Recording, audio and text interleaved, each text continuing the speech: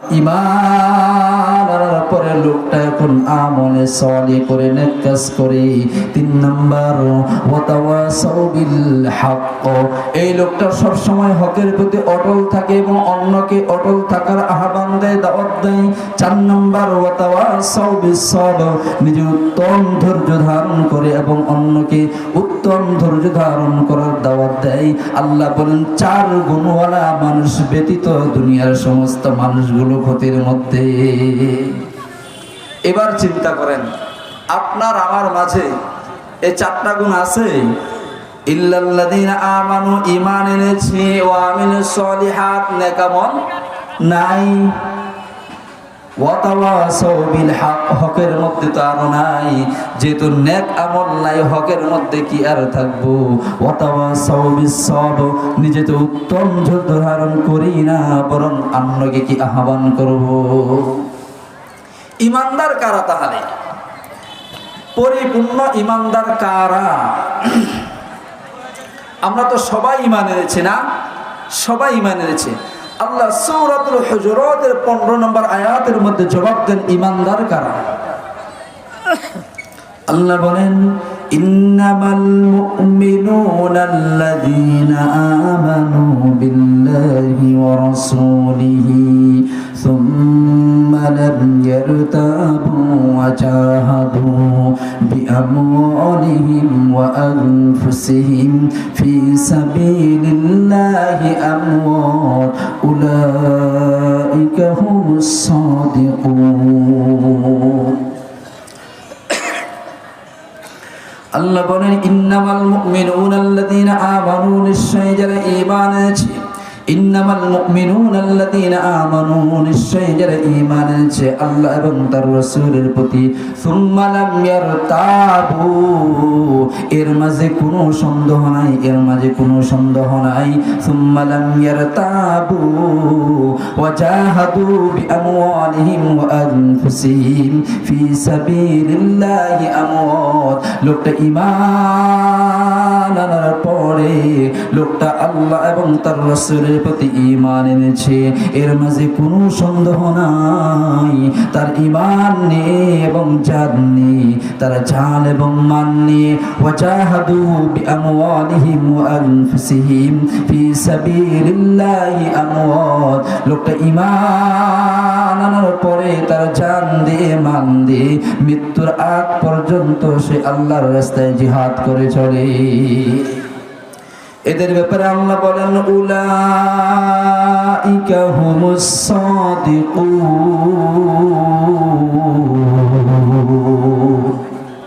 ইমানের দাবিতে কেবল তারাই একমাত্র সত্যবাদী ইমানদার বান্দা। তাহলে যারা ওয়াল আস ইন্নাল ইনসানা লাফি খুস ইল্লাল্লাযীনা আমানু ওয়া আমিলুস সলিহাত ওয়া তাওয়াসাউ বিল হাক্কি ওয়া তাওয়াসাউ বিস সবর, লোকটা ঈমান যখন আনলো, ওয়া আমিলুস সলিহাত করলো না, ওয়া তাওয়াসাউ বিল হাক্কি করলো না, ওয়া তাওয়াসাউ বিস সবর করলো না, তাহলে লোকটা শুধু ঈমান আনলো। বলেন তো, আল্লাহ ভিন্ন একটি আয়াতের মধ্যে বলেছেন, ঈমান আমি কেন আনতে বললাম? ঈমান আমি কেন আনতে বললাম? আমল আমি কেন আনতে বললাম? আমল আমি কেন করতে বললাম? আল্লাহ ভিন্ন একটি আয়াতের মধ্যে জবাব দিয়ে বলেন, ইন্নাল্লাযীনা আমানু ওয়া আমিলুস সলিহাতি কানাত লাহুম জান্নাতুল ফিরদাউসি নুজুলা। আল্লাহ বলেন, নিশ্চয়ই যারা ঈমান এনেছে এবং আমলে সালেহ করে নেক কাজ করে, এই লোকটার জন্য আমি আল্লাহ রেখে দিলাম কানাত লাহুম জান্নাতুল ফিরদাউসি নুজুলা। আল্লাহু আকবার, চিৎকার করে কোন আল্লাহু আকবার, আল্লাহু আকবার। আল্লাহ দেখেন কি বলেন, যে লোকটা ঈমান এনেছে এবং আমলে সালেহ করে নেক কাজ করে হকের প্রতি অটল থাকে এবং উত্তম ধৈর্য ধারণ করে, আমি ঈমান আনলাম কিন্তু আমল করলাম না, হকের মধ্যেও থাকলাম না, উত্তম ধৈর্য ধারণ করলাম না, ওই লোকটার জন্য কানাত লাহুম জান্নাতুল ফিরদাউসি নুজুলা। যে লোকটা ঈমান আনলো, আমল করলো না, উত্তম ধৈর্য ধারণ করলো না, হকের মধ্যেও থাকলো না, তার জন্য কখনো জান্নাতুল ফিরদাউস নয়। সাহাবীরা কেমন ঈমান আছে আর আপনার আমার ঈমান কেমন? তাহলে বোঝা গেল আয়াতে কারিমার মধ্যে ইন্নামাল মুমিনুনা আল্লাযীনা আমানু বিল্লাহি ওয়া রাসূলিহি সুম্মা লাম ইয়ারতাবু ওয়া জাহাদু বিআমওয়ালিহিম ওয়া আনফুসিহিম ফি সাবিলিল্লাহি আমওয়াত। যে ঈমান এনেছে আল্লাহ এবং তার রাসূলের প্রতি এবং সে তার জান এবং মাল দিয়ে আল্লাহর রাস্তায় জিহাদ করে চলে, সেই লোকটা একমাত্র কাল কিয়ামতের মাঠে ঈমানের দাবিতে আল্লাহ তাদেরকে শুধু সত্যবাদী ঈমানদার বলে ঘোষণা করেছেন। উলাইকা হুমুস সাদিকুন, তাদের ব্যাপারে বলা হয়েছে যে এরাই হলো মূলত ঈমানের দাবিতে সত্যবাদী। আর যে ঈমান আনলো, মুখে ঈমান এনেছে বলে আমি আল্লাহকে বিশ্বাস করি, আমি রাসূলকে বিশ্বাস করি, আমি সমস্ত আল্লাহ তাআলার প্রতি ঈমান এনেছে, কিন্তু লোকটার কলবের সাথে কোনো মিল নাই। মুখে বলতেছে আমি ঈমান এনেছি, কিন্তু মূলত তার কলবে কোনো আমল নাই, সে আমল করতেছে না। ঈমান আনছে কিন্তু আমল নাই, ওই ঈমানের কোনো দাম নাই, কোনো দাম নাই। যদি আপনার সতর সব যদি উলঙ্গ থাকে, মাথায় যদি আপনি পাগড়ি বাঁধেন, ওই পাগড়ি বাঁধার কোনো ফজিলত আছে? আরে আপনার তো ফরজ তরফে ঠিক নাই, পাগড়ি নিয়ে কি করতেছে না? তাহলে অবশ্যই ঈমানকে আগে মজবুত করতে হবে। মজবুত করার পরে কি করতে হবে? আমলে সালেহ করতে হবে। যখন আমলে সালেহ করতে যাবেন তখন অবশ্যই আপনার এই হকের মধ্যে অটল থাকতে হবে। যখন হকের মধ্যে আপনি অটল থাকবেন, অবশ্যই তখন আপনাকে উত্তম ধৈর্য ধারণ করতে হবে। ঈমান আনলাম কিন্তু আমল নাই, ওই ঈমানের কোনো দাম নাই। রাসূলের সাহাবীগণ কিভাবে ঈমান এনেছিলেন এবং তাদের ঈমানের পাওয়ার কেমন এবং আমল কেমন? আল্লাহর রাসূল সাল্লাল্লাহু আলাইহি ওয়াসাল্লাম হাদিসের মধ্যে বলেন আইয়ুল আমালি আহাব্বু আফজালু ইলাল্লাহ।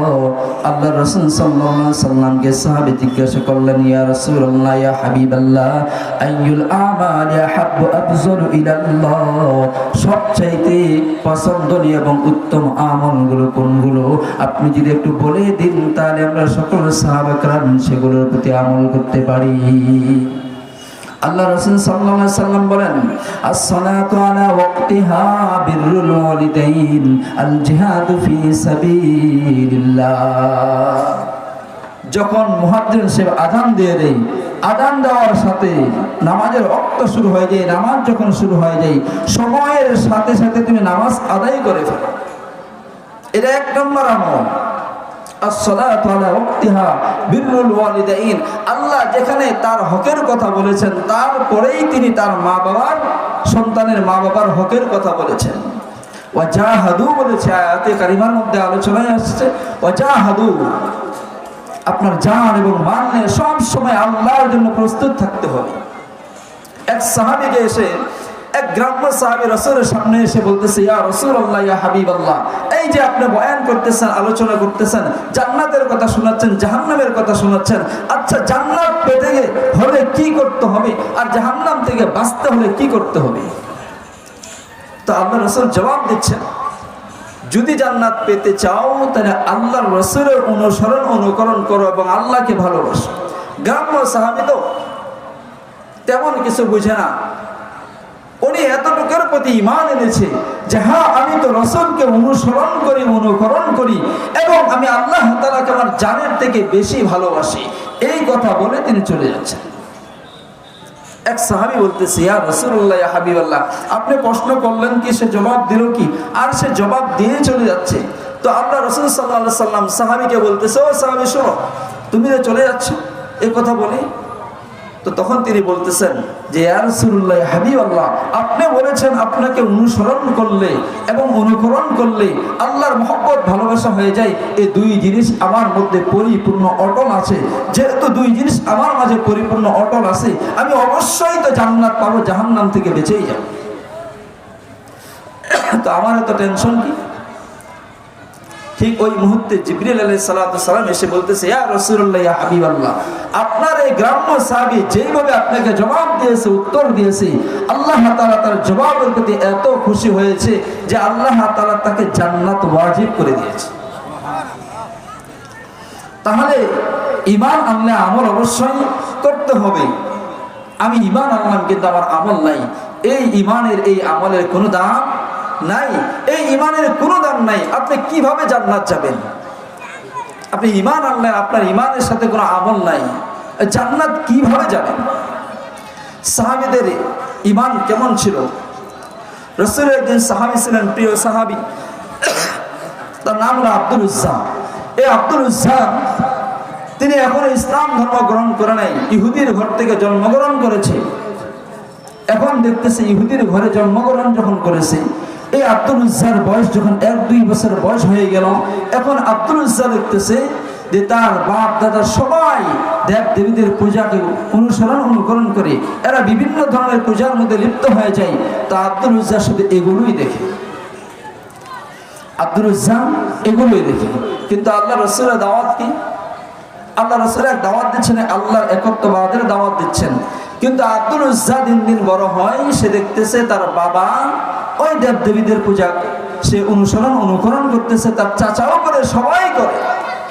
তা আব্দুল উজ্জা চিন্তা করতেছে, আরে এরা তো সবাই দেখা যায় এমন জিনিসের ইবাদত উপাসনা করে, এমন জিনিসের পূজা করে যেগুলো করার দ্বারাই কোনো ফায়দা হচ্ছে না।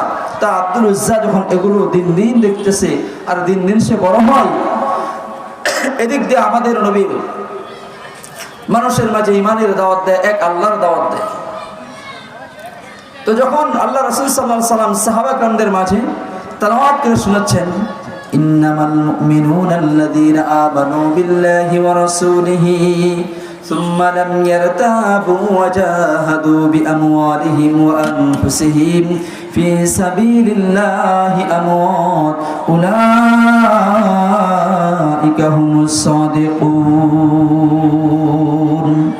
আব্দুল উজ্জা যখন দিন দিন বড় হয়, এক সময় আব্দুল উজ্জা চিন্তা করে, আহারে আমার চাচা কিসের পূজাগুলো করে, আমার দাদা কিসের পূজা করে, আমার বাবা কিসের পূজা করে।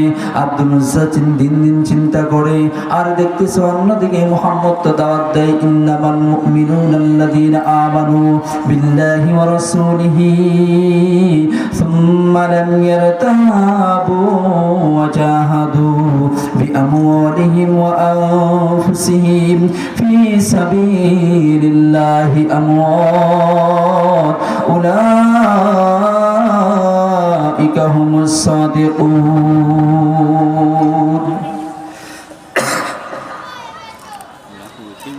আব্দুল উজ্জা যখন দিন দিন বড় হয়, একদিন আব্দুল উজ্জা হঠাৎ যখন চাচার সাথে বসে আছে, বাবার সাথে বসে আছে, আব্দুল উজ্জার বয়স যখন 2-4-5 বছর হয়ে গেল, হঠাৎ আব্দুল উজ্জার একদিন হঠাৎ তার মা ইন্তেকাল করে ফেললেন। আব্দুল উজ্জার মা যখন ইন্তেকাল করে, আব্দুল উজ্জার বাবা কিছুদিন পর আবার বিবাহ করে ফেলে। আব্দুল উজ্জা দেখতেছে, আহা আমার চাচা দেখা যায় ওই সমস্ত দেবদেবীদের পূজাকে অনুকরণ করে, পুরো 14 গোষ্ঠীর সবাই ওগুলোর অনুসরণ করে, সবাই যখন ওই আমলগুলো করে। কিন্তু আব্দুল উজ্জা যখন দিন দিন বড় হয়, একদিন আব্দুল উজ্জা হঠাৎ করে দেখতেছে তার বাবা আবার ওই পূজাগুলো দেওয়া শুরু করে দিয়েছে। একদিন আব্দুল উজ্জা তার বাবাকে প্রশ্ন করে বললেন, বাবা গো, আমি আপনার একটি প্রশ্ন করতে চাই। বলে কি? এই যে আপনি দেব দেবীদের পূজাকে অনুকরণ করেন, এগুলোর আপনি আমল করেন, আচ্ছা বলেন তো কোনদিন আপনার ডাকে সে সাড়া দিয়েছে কিনা? আব্দুল উজ্জার বাবা বলতেছে যে না, কোনদিন আমার ডাকে সে সাড়া দেয় নাই। কারণ কোনদিন সে আমার ডাকে সাড়া দেয় নাই। তা আব্দুল উজ্জা বলতেছে, যেহেতু আপনার ডাকে কোনোদিন সে সাড়া দেয় নাই, তাহলে আপনি সেগুলোর আমল কেন করেন, আর সেগুলোর ইবাদত আপনি কেন করেন? আব্দুল উজ্জা তার বাবাকে তেলাওয়াত করে শোনাই, ওয়া মান ইয়াবতাগি গায়রাল ইসলামি দীনান ফালান ইউকবালা মিন ওয়া হুয়া ফিল আখিরাতি মিনাল খাসিরিন।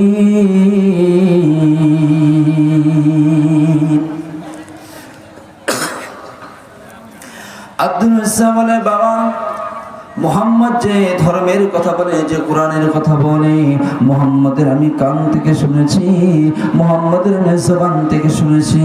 মুহাম্মদ বলে, ইন্নাদ-দীনা ইনদাল্লাহিল ইসলাম, আল্লাহর মনোনীত দেওয়া ধর্ম হলো ইসলাম। ওয়া মান ইয়াবতাগি গায়রাল ইসলামি দীনান ফালান ইউকবালা মিন ওয়া হুয়া ফিল আখিরাতি মিনাল খাসিরিন। ও বাবা গো, ইসলাম ধর্ম ছাড়া দুনিয়াতে যতগুলো ধর্ম রয়েছে সব ধর্মগুলোই তো ক্ষতিগ্রস্ত। মুহাম্মদের আল্লাহ বলে ক্ষতিগ্রস্ত। শুধু তাই নয়, মুহাম্মদের আল্লাহ আরো বলেন, ওয়াল আস ইন্নাল ইনসানা লাফি খুস ইল্লাল্লাযীনা আমানু ওয়া আমিলুস সালিহাত ওয়া তাওয়াসাউ বিল হাক্কি ওয়া তাওয়াসাউ বিস সাবর। মুহাম্মদের আল্লাহ তো বলে ওয়াল আস, সময়ের শপথ করে বলে, ওয়াল আস, আসরের নামাজের কসম করে বলে, ইন্নাল ইনসানা লাফি খুস, দুনিয়ার সমস্ত মানুষগুলো ক্ষতির মধ্যে রয়েছে। ইল্লাল্লাযীনা আমানু, তবে যারা ঈমান এনেছে, ওয়া আমিলুস সালিহাত, এবং নেক আমল করে, ওয়া তাওয়াসাউ বিল হক, এবং হকের মধ্যে রয়েছে, ওয়া তাওয়াসাউ বিস সাবর, এবং উত্তম ধৈর্য ধারণ করেছে এবং তার প্রতি আহ্বান দাওয়াত দেয়। যারা এই চারটা গুণের মধ্যে রয়েছে তারাই একমাত্র ক্ষতি থেকে বেঁচে আছে। বাবা গো, আপনি যেগুলোর ইবাদত করেন, যেগুলোর আপনি উপাসনা করেন, ও বাবা, আপনি তো এখনো ঈমান আনেন নাই, আর মুহাম্মদের আল্লাহকে তো আপনি অনুকরণ করেন না, ভালোবাসেন না। মুহাম্মদকেও তো আপনি অনুকরণ করেন না। এই কথাগুলো যখন বাবার সাথে হয়, বাবা কথাগুলো শোনার সাথে সাথে সন্তানকে বলে, আব্দুল উজ্জা, আমি তোমার বাবা, তুমি আমার ছেলে, তুমি কোনোভাবে আমাকে এই জ্ঞানটা দিতে পারো না। না না না, এই জ্ঞান তুমি আমাকে কখনোই দিতে আসবা না। হঠাৎ এইভাবে একদিন দুইদিন তর্ক বিতর্ক হইতে হইতে একদিন দেখা যায় হঠাৎ আব্দুল উজ্জার বাবাও মারা যায়। দুনিয়া থেকে আব্দুল উজ্জার মা যখন মারা যায়, আব্দুল উজ্জার বাবা কিছুদিন পরে বিবাহ করে ফেলে। আবার কিছুদিন পরে যখন দেখা যায় আব্দুল উজ্জার বাবাও মারা যায়, এখন এই ছোট্ট বাচ্চাকে নিয়ে, 7 বছরের বাচ্চাটাকে নিয়ে সৎ মা এখন বড় টেনশনের মধ্যে পড়ে গিয়েছে যে কয়েকদিন আগে তার মা মারা গেল, এখন তার বাবাও মারা গিয়েছে, এখন এই সন্তানকে নিয়ে আমি কি করব? বাবা যদি মারা যায়, আবার যদি দেখা যায় তার আপন মাও মারা যায়, আর বাবা যদি বিয়ে করে থাকে, সেই সন্তানকে কিন্তু লালন পালন করা পরের মায়ের জন্য খুব কষ্টকর বিষয়, একটা খুবই কষ্টকর বিষয়। কারণ যদি আবার সেভাবে সম্পত্তি রেখে না যায়, আরো অনেক কঠিন কষ্ট। আব্দুল উজ্জার যখন বাবা মারা গেল, আব্দুল উজ্জার এখন ভাই রয়েছে, এখন ভাই চিন্তা করে কয়েকদিন আগে আব্দুল উজ্জার মা মারা গিয়েছে, এখন তার বাবাও মারা গেল, এখন আব্দুল উজ্জার নামে যদি সমস্ত সম্পত্তিগুলো দিয়ে দেই তাহলে দিয়ে দেওয়া যাবে, আর যদি রেখে দেই তাহলে সৎ মা সব সম্পত্তিগুলো দখল করে নেবে। কিন্তু খুব চালাক করে চাচা আব্দুল উজ্জার নামে সমস্ত সম্পত্তিগুলো করে দেয়। এখন এই আব্দুল উজ্জা যখন চাচার কাছে মানুষ হয়, দিন দিন বড় হয়। আব্দুল উজ্জার বয়স তখন 15 থেকে 16 হয়ে গেল। আব্দুল উজ্জা চাচার সাথে খানা খায়, আবার দাওয়াত দেওয়া শুরু করে। আব্দুল উজ্জা তখন দাওয়াত দেয়, চাচা গো, আমার বাবাকে বলেছিলাম মুহাম্মদের জবান থেকে একটা তেলাওয়াত শুনেছি, ইন্নামাল মুমিনুনাল্লাযীনা আমানু বিল্লাহি ওয়া রাসূলিহি সুম্মা লাম ইয়ারতাবু ওয়া জাহাদু বিআমওয়ালিহিম ওয়া আনফুসিহিম ফি সাবিলিল্লাহি আমওয়াত উলাইকা হুমুস সাদিকুন। আব্দুল উজ্জা বলে, চাচা আমি মুহাম্মাদের জবান থেকে যখন তেলাওয়াত করে শুনি, ও চাচা গো, আমার বাবাকে দাওয়াত দিয়েছিলাম, কিন্তু আমার বাবা দাওয়াত গ্রহণ করেন নাই। ও চাচা, আপনি এখন খানার প্লেট নিয়ে বসছেন, আমিও খানার প্লেট নিয়ে বসছি। চাচা, আমি একটু মুহাম্মদ লোকটা সম্পর্কে আপনার কাছে জানতে চাই, এই লোকটা কেমন? আব্দুল্লাহর ছেলে মুহাম্মদ, এই মুহাম্মদ লোকটা কেমন? মুহাম্মদের কথাগুলো কেমন? মুহাম্মদের আদর্শটা কেমন? মুহাম্মদ কোন আল্লাহর দাওয়াত দেয়? মুহাম্মদ কোন ইসলামের দাওয়াত দেয়? মুহাম্মদ কোন ধর্মের দাওয়াত দেয়? আব্দুল উজ্জার চাচা খানার প্লেটটা রেখে জমিনের মধ্যে দাঁড়ায় গেছে। দাঁড়ায় গিয়ে বলে, এরে আব্দুল উজ্জা, শোনো শোনো, মুহাম্মদ সম্পর্কে যেহেতু তুমি প্রশ্ন করেছ, মুহাম্মদ সম্পর্কে যেহেতু জানতে চাও, শোনো আব্দুল উজ্জা রে, আসমানের নিচে জমিনের উপরে মুহাম্মদের মতো ভালো মানুষ আর জগতের মধ্যে কেউ নাই।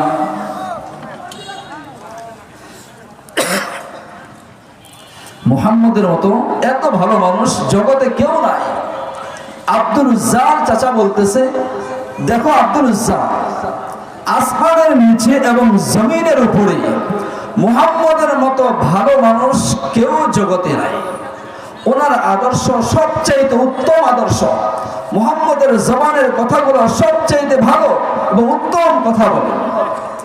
বলে, চাচা, যদি মুহাম্মদের কথাগুলো ভালো হয় আর মুহাম্মদের আদর্শটা ভালো হয়, তাহলে আপনি কেন মাছের পূজা করেন? কেন আপনি আগুনের পূজাগুলো করেন? কেন আপনি দেব দেবীদের পূজা করেন? চাচা, যে মুহাম্মদের কথাগুলো ভালো হয় আর মুহাম্মদ এক আল্লাহর দাওয়াত দেয়, এক ইমানের দাওয়াত দেয়, আল্লাহ এবং তার রাসূলের প্রতি ঈমানের কথা বলে, জান্নাতের কথা বলে, জাহান্নামের কথা বলে, জাহান্নাম থেকে বাঁচার কথা বলে, জান্নাতে ঢোকার কথা বলে, এই লোকটা এত সুন্দর দাওয়াত দেয়, অথচ এই লোকটার দাওয়াত না গ্রহণ করে, না ইবাদত উপাসনা করে, আপনি কোন জিনিসের ইবাদত উপাসনা করেন? অথচ এগুলোকে আপনি এতদিন ধরে ডাকতেছেন, কোনদিন আপনার ডাকে সাড়া দেয় না। আব্দুল উজ্জার চাচা বলতেছে যে, দেখো আব্দুল উজ্জা, মুহাম্মদকে ভালোবাসি, মুহাম্মদকে ভালোবাসি, এটা অন্য একটা জিনিস, ভিন্ন এক জিনিস।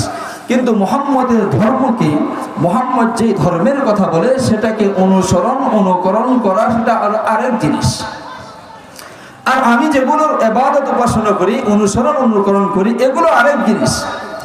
মুহাম্মদকে ব্যক্তি হিসাবে ভালোবাসি, কিন্তু মুহাম্মদকে আবার আদর্শ হিসাবেও ভালোবাসি।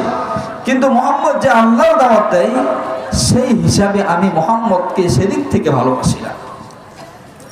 মুহাম্মদ যেগুলোর কথা বলে সেগুলো অনুসরণ অনুকরণ করার সেদিক থেকে আমি মুহাম্মদকে ভালোবাসি না, ওনাকে ব্যক্তি হিসাবে ভালোবাসি এবং মুহাম্মদের আদর্শ হিসাবে ভালোবাসি, মুহাম্মদ লোকটাকে ভালোবাসি। বাকি উনি যতগুলো ধর্মের কথা বলি বা যেগুলো আয়াতে কারিমা তেলাওয়াত করে শোনাই মানুষের মাঝে, এবং যেখানে সেখানে দাওয়াত নিয়ে আল্লাহর বরত্বের কথা বলে, সেই কথাগুলোর প্রতি আমি ঈমান আনতে কোনোভাবেই রাজি না। যখন এই কথা বলেছেন, আব্দুল উজ্জা বলতেছে, যেহেতু আপনি চাচা মুহাম্মদকে অনুসরণ অনুকরণ করতে আপনি রাজি না, ইসলাম ধর্ম আপনি গ্রহণ করতেও রাজি না, তাহলে আপনার কাছে আমার থেকে আর লাভ নাই। বলে, কেন? মুহাম্মদ বলতেছে পরকালের কথা, হাসরের ময়দান হবে, হিসাব হবে, কিতাব হবে, জান্নাত হবে, জাহান্নাম হবে। এই যে মুহাম্মদ এতগুলো বিষয়ের কথা বলতেছে, সেই মুহাম্মদকে আপনাকে আমাকে সকলকে মৃত্যুবরণ করা লাগবে। এই মৃত্যুবরণ করার পরে হিসাব কিতাবও হবে। সেই হিসাবের মধ্যে যে পরিপূর্ণভাবে হিসাব ভালো দিতে পারবে তার জন্য হবে জান্নাত, আর যে দিতে পারবে না তার জন্য জাহান্নাম। তাহলে মৃত্যুর পরে আপনি এমন দেবদেবীদের পূজা করতেছেন, আপনি এমন কিছু অনুকরণ করতেছেন যে আপনি বলতেছেন মৃত্যুর পরে এগুলো সব শেষ, এখান থেকে জীবন শেষ। কিন্তু মুহাম্মদ বলে না, জীবন এখান থেকে শেষ নয়, মৃত্যুর পরে আরেক জীবন শুরু হয়। এবার আব্দুল ইসা বলতেছে, চাচা গো, আপনি যেহেতু আমার কথা শুনেন না, তাহলে আপনি আমার কথা এবারে শুনুন। ও চাচা শুনেন, মুহাম্মদ বলেছে ইন্নামাল মুমিনুনা আল্লাযীনা আমানু বিল্লাহি ওয়া রাসূলিহি সুম্মা লাম ইয়ারতাবু ওয়া জাহাদু বিআমওয়ালিহিম ওয়া আনফুসিহিম ফি সাবিলিল্লাহ। মুহাম্মদের আল্লাহ বলে, নিশ্চয়ই যারা আল্লাহ এবং তার রাসূলের প্রতি ঈমান আনে, সুম্মা লাম ইয়ারতাবু, এর মাঝে কোনো সন্দেহ নাই, ওয়া জাহাদু বিআমওয়ালিহিম ওয়া আনফুসিহিম ফি সাবিলিল্লাহি আমওয়াত, আর ওই লোকটা তার জান এবং মাল দিয়ে যদি মৃত্যুর আগ পর্যন্ত আল্লাহর রাস্তায় জিহাদ করে চলে, তাহলে ওই লোকটার ব্যাপারে আল্লাহ বলেন উলাইকা হুমুস সাদিকুন। যেহেতু মুহাম্মদের আল্লাহ বলেছেন, মুহাম্মদ বলেছেন, কিয়ামতের মাঠে ওই লোকটাই কেবল সত্যবাদী ইমানদার। এবার আব্দুল উজ্জা বলে, চাচা গো, আমি আপনার সাক্ষী রেখে আমি সেই মুহাম্মদের প্রতি ঈমান এনে ফেললাম। আব্দুল উজ্জা বলতেছে, আমানতু বিল্লাহি ওয়া মালাইকাতিহি ওয়া কুতুবিহি ওয়া রুসুলিহি ওয়াল ইয়াউমিল আখির ওয়াল কদরি খাইরিহি ওয়া শাররিহি মিনাল্লাহি তাআলা ওয়াল বা'থি বা'দাল মাউত। আব্দুল উজ্জা যখন ঈমান এনে ফেললেন, আব্দুল উজ্জা বলে, চাচা আমি সে আল্লাহর প্রতি, মুহাম্মদের প্রতি ঈমান আনলাম, আমার ভালো মন্দ তাকদীরের প্রতি ঈমান আনলাম, আমি মৃত্যুর পরে ঈমান আনলাম, আখিরাতের প্রতি ঈমান আনলাম, সমস্ত ফেরেশতাদের প্রতি ঈমান আনলাম। এই কথা যখন বলেছে, ঈমান যখন এনেছে, আবার চাচাকে সাক্ষী বানাই দিছে।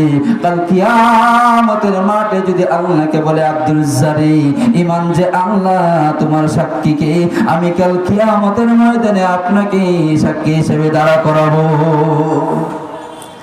আব্দুল উজ্জা চাচা বলে, আব্দুল উজ্জা শোনো, যেহেতু মুহাম্মদের ধর্মকে অনুকরণ করেছো, মুহাম্মদের প্রতি ঈমান এনেছো, তাহলে শোনো, এখন তুমি কি করবা?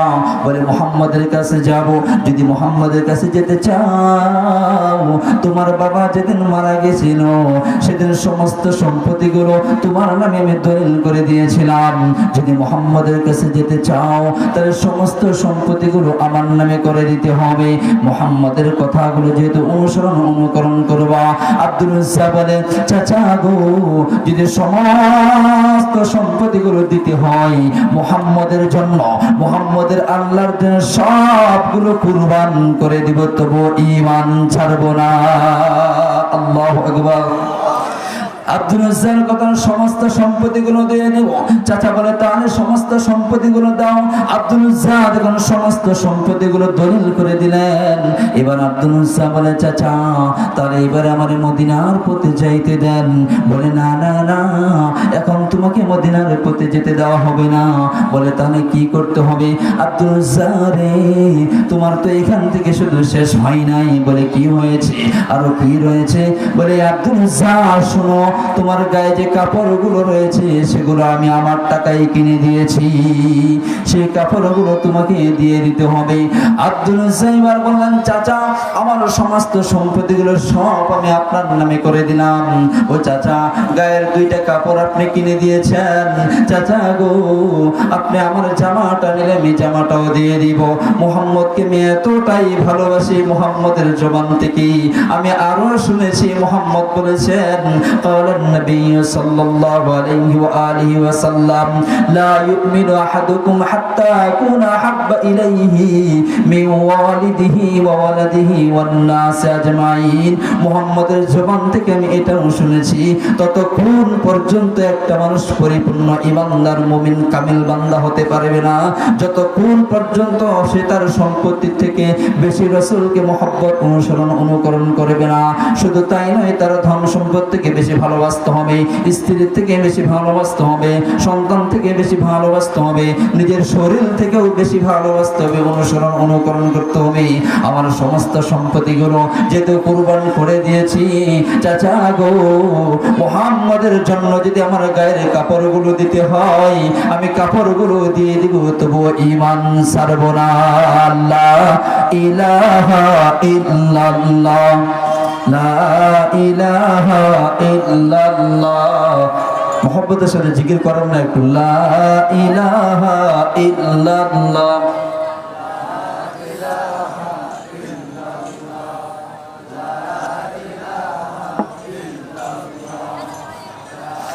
لا إله إلا الله لا إله إلا الله محمد رسول الله صلى الله عليه وسلم আব্দুল উজ্জামানের চাচা যদি গায়ের কাপড়টা খুলে দিতে হয় সেটাও আমি খুলে দিব আব্দুল উজ্জা যখন গায়ের কাপড়টা খুলে দিলেন এখন আব্দুল উজ্জার গায়ে শুধু একটি কাপড় রয়েছে কোন গতিকে আব্দুল উজ্জার লুঙ্গিটা পড়ে আছে এবার আব্দুল উজ্জামানের চাচা আমার এই মদিনার পথে যাইতে দেন বলে না না তোমার গায়ে দুইটা আমি কাপড় কিনে দিয়েছি জামাটা দিয়েছি লুঙ্গিটাও দিয়েছি আব্দুল উজ্জারে যেতে যদি হয় তোমার গায়ে যে লুঙ্গিটা পরা আছে সেটাও দিয়া যাও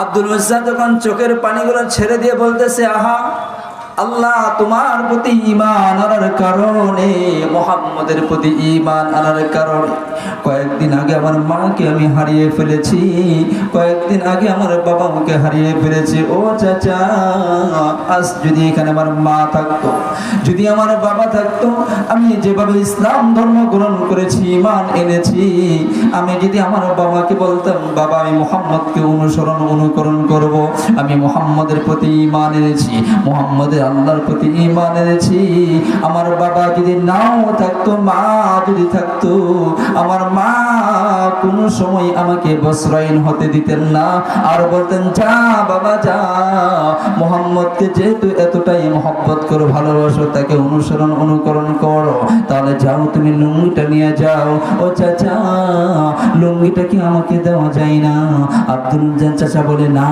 লুঙ্গিটা দেওয়া যায় না আব্দুল উজ্জা যখন বারবার বলতে চাচা লুঙ্গিটা দাও না আমি একটু